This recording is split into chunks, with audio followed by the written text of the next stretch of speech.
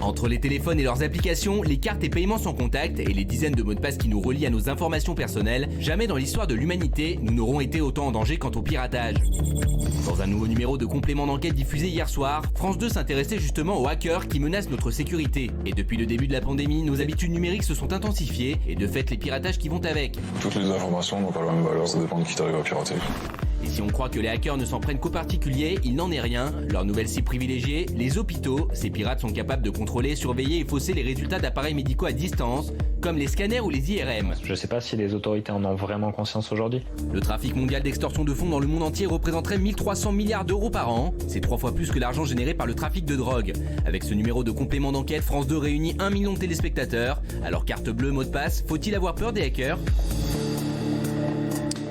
Alors ça, c'était exceptionnel. On va vous montrer 2-3 images. Faut-il avoir peur des hackers? Alors, Guillaume Janton, qui connaît bien le sujet, dit non. Oui, parce qu'en fait, dans le documentaire, on voit qu'il y a beaucoup de hackers qui s'attaquent aux grandes entreprises, aux mairies, qui potentiellement peuvent détenir des informations confidentielles. Après, nous, à notre échelle individuelle, je pense que notre vie, tout le monde s'en fout. Donc, non, la vie de Guillaume Janton, tout le monde s'en mais fout en vrai, pas. qui va aller pire? Parce qu'il y a une grosse parano en ce moment, par exemple, sur la messagerie WhatsApp. Tout le monde dit on va pirater nos informations personnelles et les revendre, etc. Notre vie, elle intéresse qui, franchement? Quand c'est des grandes entreprises, je comprends que ça puisse être du chantage. C'est pas vrai. Moi, s'il y a quelqu'un qui me menace de revendre mes mails pour 3 millions d'euros, Si qui tu revends tout un système bancaire et que tes clients de cette banque il est sont fou, impactés aussi. il y a du hackage en perso et du hackage. Moi, je veux dire que ça concerne. En perso, il y a de plus en plus de gens qui se font détourner leur adresse email.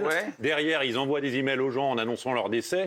Et après, derrière, c'est ce qui est arrivé à mon père. Ils vont chercher de l'argent, ils vont chercher jusqu'à 8 ou 10 000 euros. Et ça marche. Ça marche. Alors, qui a déjà été hacké? Je crois que Tiffany a été hackée. Vous avez été hacké à Gare de Lyon.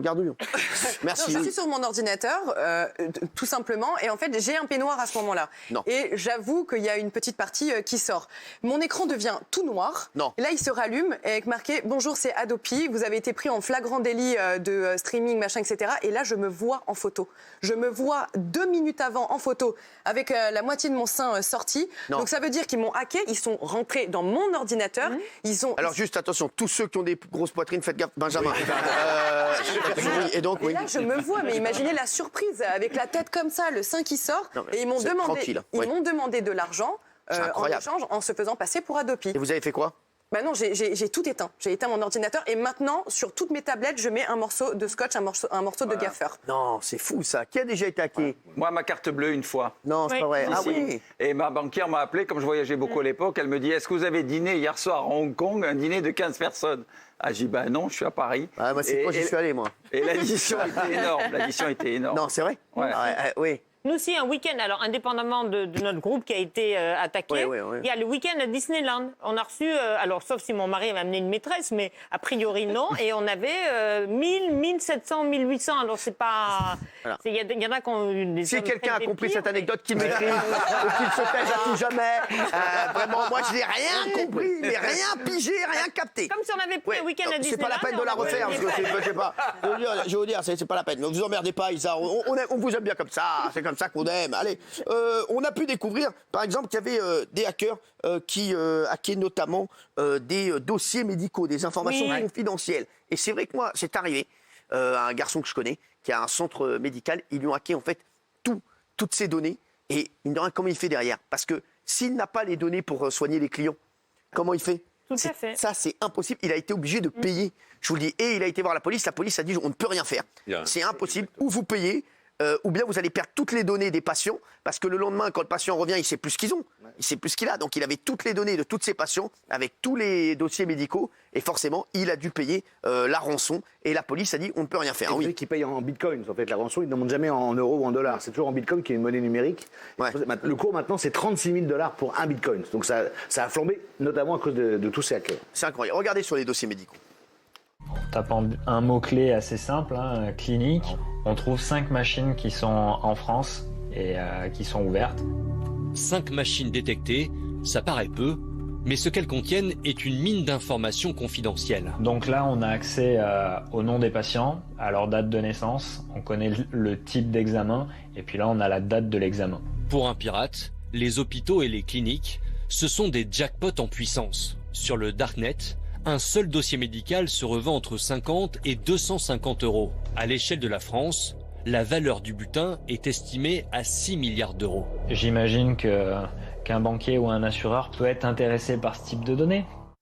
C'est incroyable. Non, je vous dis, c'est des trucs de fou. et ça arrive à de plus en plus de gens. Je vous dis oui, Kelly. Moi, je suis pas d'accord avec toi, Guillaume, parce que moi non plus. Et il y a plein de gens. Il y a une copine, elle m'a dit, je l'aime beaucoup, Guillaume, mais là, il a dit de la merde. Lorsque tu entends, par exemple, l'exemple de Tiffany, là, c'est sa personne elle-même. Je pense qu'elle passe à la télé. Excuse-moi, attends, je te dis mon truc.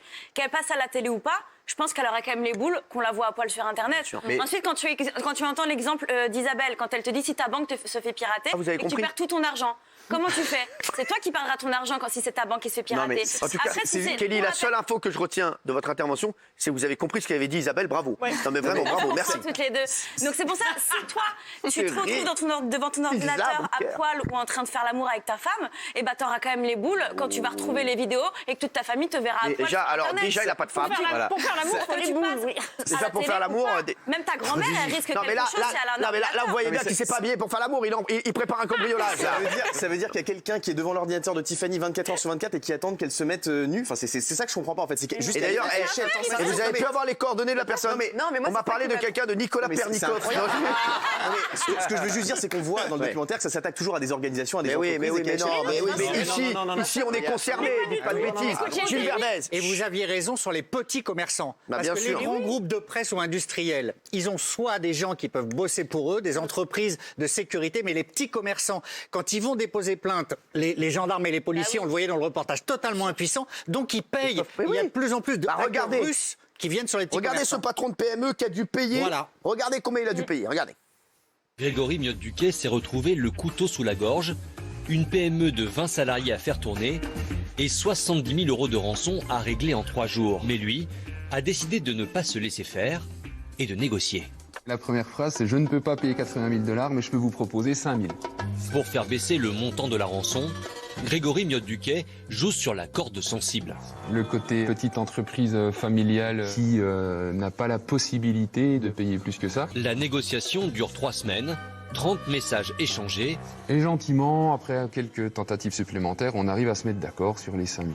De cette négociation, il en reste un sentiment étrange. Le syndrome de Stockholm 2.0. Je ne veux pas dire qu'on commence à comprendre l'agresseur, mais des fois je me disais c'est un business comme un autre, quoi.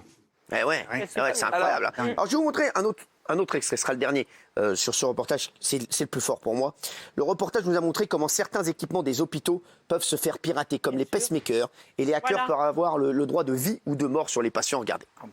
En moyenne, il y aurait 6 objets connectés dans la chambre d'un patient, mais il y a un revers à la médaille. Les objets connectés seraient cybervulnérables. Là, je vais le neutraliser. Donc là, il devient complètement inopérant. Maintenant, ce que je vais faire, je vais renvoyer des fausses valeurs au second moniteur. Et du coup, on peut faire penser au médecin, par exemple, que le patient va bien alors que ce n'est pas du tout le cas ou inversement. En piratant des objets médicaux, des cybercriminels pourraient prendre en otage des services entiers d'un hôpital. Un pirate aurait donc le droit de vie ou de mort sur le patient à cause d'appareils vulnérables. Il y a eu incroyable incroyable, un cas aux États-Unis d'un chirurgien qui s'est rendu compte que le patient à qui il avait placé un pacemaker était l'amant de sa femme. Non. Et il l'a précisément tué à distance. Non. Ben oui. Moi qui ai un mari avec un pacemaker, je peux vous dire que quand on règle son truc à distance, je suis... En tout cas, c'est une bien belle histoire. Non, mais franchement, vous avez toujours le don de mettre dedans, mais de faire la fête, vous. On va regarder ce qu'en pensent les téléspectateurs, s'il vous plaît. Oui, à 74%. Moi, je suis d'accord avec eux. Oui et non à 24%. Oui, Schubert. Vous savez, parce que je réponds quand même à Guillaume, vous savez qu'il y a quasiment 50% des gens qui se font hacker. Mais je vous explique, il n'y a aucun recours possible. Donc, vous avez plein de gens qui sont quand même au bord du gouffre, entre autres les personnes âgées qui sont très souvent détourner leur argent ou les banques et qui ne savent pas réagir, qui ne savent pas comment faire, vous savez que c'est une catastrophe, c'est un fléau mondial. Et tout ça, ça vient effectivement, ce que disait Gilles, ça vient d'Europe de l'Est. On ne peut rien faire. Aller faire une main courante, ça ne sert à rien. Et il n'y a aucun juge qui s'occupera de votre affaire.